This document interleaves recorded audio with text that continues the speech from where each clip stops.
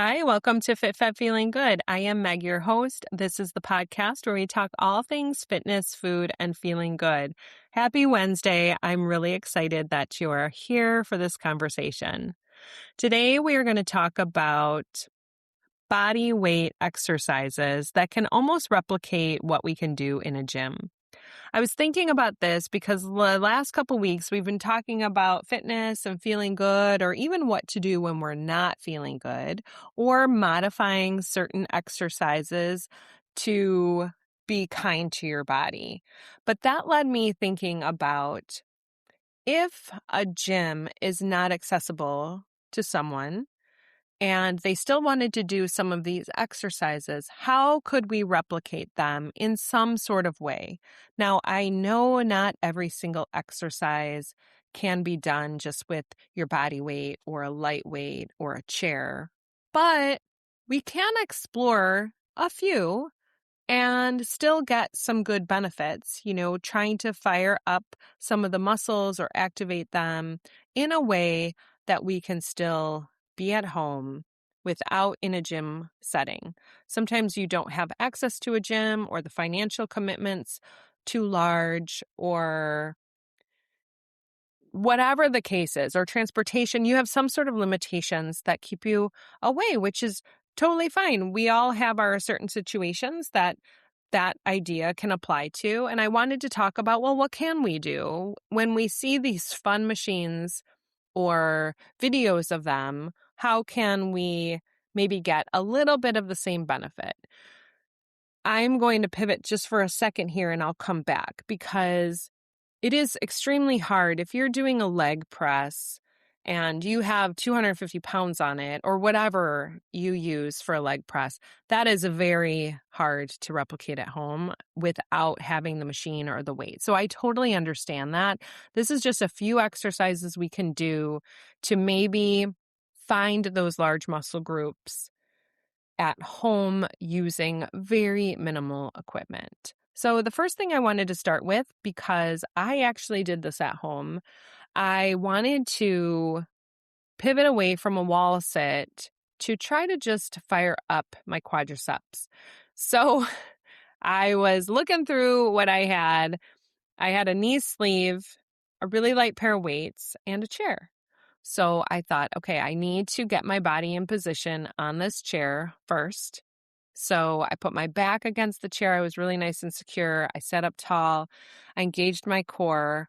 The crease of my knee was comfortably against the chair as well. And I put the really light weight. I think I had a 2-pound weight. I put in the knee sleeve, and then I put the knee sleeve just around between my toes and my ankle, just on my shoe.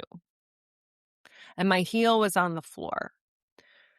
Now, I was watching my range of motion because I didn't want to overdo the extension from the heel resting on the floor all the way to a full straight leg with that toe lifted. I didn't want to use my hip flexor, so I made sure my hips were secure in the chair. My hamstrings were pressing down. My glutes were engaged and my abs were engaged. I just wanted to do a little bit of an extension of the knee and then lower the heel back down. So I was playing with my range of motion. And to my surprise, to my not surprise, I don't know which it was, but my quadriceps were actually getting quite sore, or I was feeling them. I wasn't sore the next day, but I was able to fire my quadriceps up. I was able to feel it. So that gave me a little bit of a oomph or a motivation or a little inspiration to keep going. I absolutely love planks. I love exploring all the different variations you can do from a standing wall plank. And if you're monitoring your lower back, maybe straddling your feet, or coming down, doing a single knee on the floor if you need some support there with one leg extended. Maybe the hips are a little hinged up towards the ceiling because you're watching that range of motion and you're wanting to secure your shoulders. But I think the plank is a beautiful exercise that can incorporate a lot of muscles. We're obviously trying to go after the core. So when you're doing a plank, this is almost in the same avenue of using your TRX. It's all about body angle, right? When we're lower body angle, we have more resistance. So when you're in a wall plank and standing, we're still able to engage our core, relax our shoulders, squeeze your glutes, do all of those same cues to get that body firing. But if you come on down, if you're not quite strong enough to go into that full plank, then still do some of those modifications because we're building the core, or do some other exercises to first get stronger through that abdominal region, stabilize the back and the glutes before we go into a plank. But I wanted to also talk about that leg extension. The wall sit is a wonderful exercise to do just to activate those quadriceps. But let's think about some other ways we can incorporate some heavier weight without being in the gym. So for a chest press, I was just working with someone. We were doing a wall push-up. Now, sometimes the wrists get a little aggravated, so we need to be careful of that. We need to think about ways that we can either modify that positioning or without coming down to the floor. So a wall push-up is the same idea as that floor push-up with one knee, or maybe we're doing a chest press or a seated chest press with a band. A lot of these exercises, there are so many variations to get that same muscle group activated without just doing the one big heavy machine chest press. We see the machines where you sit down, your elbows are at your side, your palms of your hands are against that bar, and you push that bar away to engage your chest. When you're at home, you want to think about that same idea. Picture yourself in that machine, and where is the resistance? Where are we going to feel it? And how can we replicate that at home? We can take one of the TheraBands or a resistance band, pretend you're putting on a coat with it under your arms, and you're going to push that band away. And the tension is still in your back, but across your chest.